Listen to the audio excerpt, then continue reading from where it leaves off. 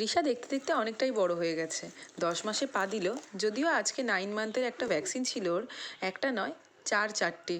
তো সকাল সকাল রিশাকে আমি সব রেডি করে নিয়ে গিয়েছিলাম ভ্যাকসিনের জন্য।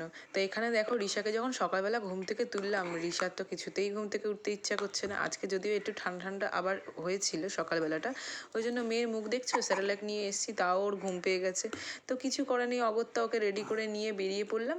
আর এই যে বোনের কোলে উঠে যাচ্ছে আমার মেয়ে ভ্যাকসিন নিতে। প্রথমে তো খুব খুশি মনে মনে গেছিলো। আর ওরা আওয়াজ পাচ্ছ নিশ্চয়ই, এখন কিন্তু অনেকটাই ভালো আছে, ব্যথা একদম নেই। তাই জন্যই এরকম দৌড়াদৌড়ি করে ঘরের মধ্যে চিৎকার করছে, আর আমি ভয়েস ওভার দিচ্ছি। আর এখানে দেখো, ও বোনের কোলে উঠে মানে যাচ্ছিল, আর ও এদিক ওদিক দেখতে দেখতে খুব খুশিতে মাসির কোলে উঠে গেছে। আর মেয়েকে দেখো মিষ্টি লাগছে নাকি। আর এখানে গিয়ে আমরা বসেছিলাম।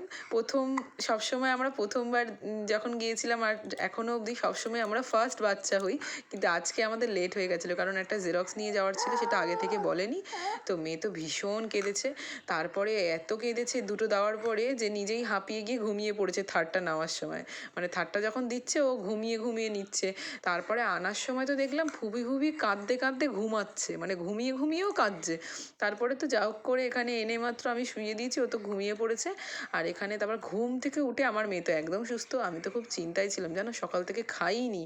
মানে ও ঘুম থেকে ওঠার এই 5 মিনিট আগে আমি খেলাম আর কি। আর এখন তো দেখো কি করছে, এই যে জল খাচ্ছে, একা একা জল খাচ্ছে, পা হাত পা নাড়াচ্ছে। তো যাই হোক, আজকের ব্লগটা এখানেই শেষ করলাম, মিনি ব্লগটা। তোমাদের যদি সবার ভালো লাগে তাহলে সাবস্ক্রাইব করো, লাইক করো। টাটা।